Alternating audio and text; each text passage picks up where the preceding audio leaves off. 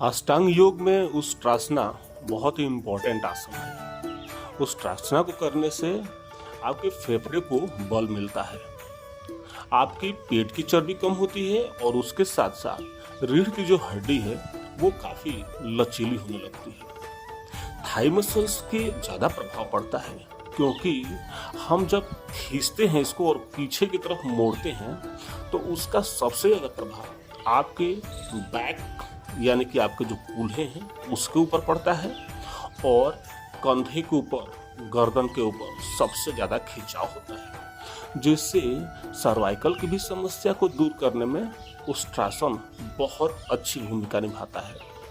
इसी क्रम में अगर मंडूकासन की बात करें तो मंडूकासन को करने से पाचन क्रिया की समस्या, कॉन्स्टिपेशन की, पेनक्रियाज की, ये जो भी समस्याएं पाचन से संबंधित और वैली से संबंधित यानी कि आपके पेट के जो फैट हैं उससे संबंधित समस्याएं धीरे धीरे दूर होने लगती हैं, यानी कि आपकी पेट की चर्बी धीरे धीरे गलने लगती है।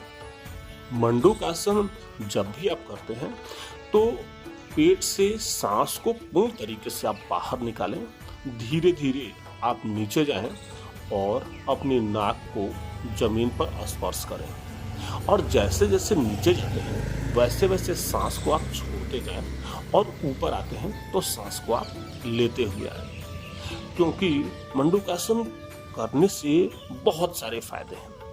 एक तो आप वज्रासन में बैठ करके करते हैं, दूसरा आपकी अपने जो नाभि के ऊपर अंगूठे को और आप मुट्ठी बना करके जब लगाकर और आप सांस छोड़ करके आप सिर को नीचे करते हैं तो उससे सबसे ज्यादा प्रभाव आपके बीच यानी कि पेट के ऊपर पड़ता है।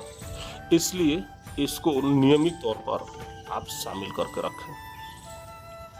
मत्स्यंदासना, अगर सुप्त वज्रासन की बात करें तो सुप्त वज्रासन करने से आपके शरीर के अंदर लचीलापन होता है।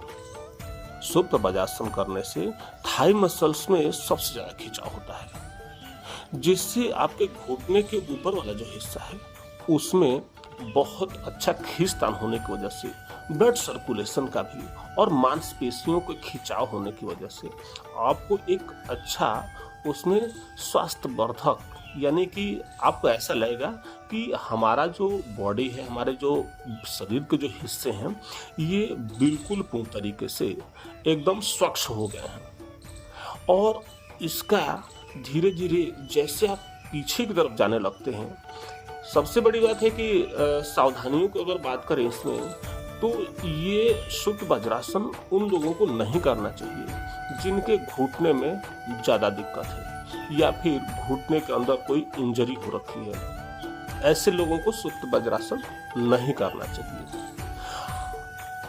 सेतुबंधासन, सेतुबंधासन कहते हैं कि इसको ब्रिज पोज भी कहा जाता है, क्योंकि सेतु का मतलब पुल होता है, यानी कि एक पुल की आकार अपने शरीर को देना सेतुबंधासन कहलाता है। सेतुबंधासन में दोनों हाथों को नीचे रख करके और जब बीच वाले हिस्से को हम ऊपर उठाते हैं तो ऐसी स्थिति में आप सांस को धीरे धीरे अंदर लेते रहें और जैसे ऊपर से आप पेट को नीचे डाउन करते हैं ऐसे सांस को आप छोड़ते जाएं। गोमुखासना करने से सर्वाइकल की जो समस्या होती है उसमें सबसे ज्यादा इफेक्ट पड़ता है, यानी कि अगर ऐसा कहें कि सर्वाइकल की समस्या में तो ये फायदा करता ही है, लेकिन अगर नियमित तौर पर आप गोमुखासन को शामिल करके रखते हैं आप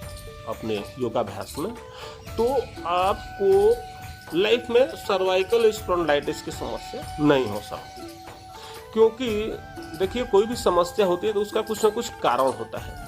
उन कारणों को सही तरीके से एक दिशा देने में और कारणों को उत्पन्न होने से रोकने में ऐसे और इस प्रकार के आसन जो है सबसे ज्यादा लाभदायक होते हैं। तो गोमुखासन को आप शामिल करके जरूर रखें।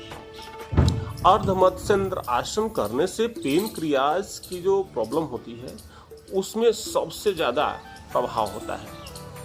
आपका दिन शुभ हो। ये सारा नमस्ते।